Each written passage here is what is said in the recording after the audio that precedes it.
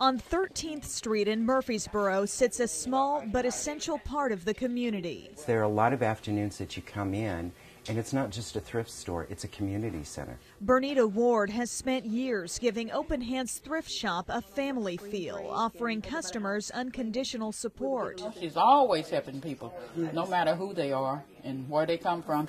If they come in and they just got a little money and they really need it, I say, well, to keep it above board, give me a couple of dollars, but I won't take your last dollar. I never take a person's last dollar. All the customers come away with a new look. What I have on now came from prettiest. Yeah, me too.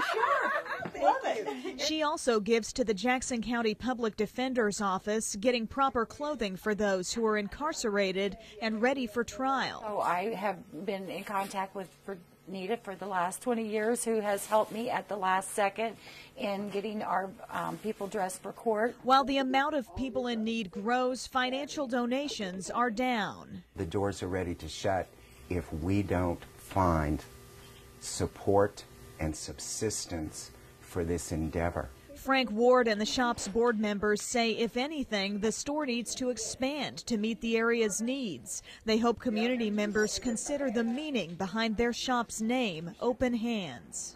It just means giving. It means having a heart for people. It means everything. And beyond the clothes that line the store, Bernita offers friendship, hope, and especially these words. If you meet somebody along the way, and if you can do something for them, pay it forward. In Murfreesboro, with this week's Unsung Hero, Emily Eddington, News 3.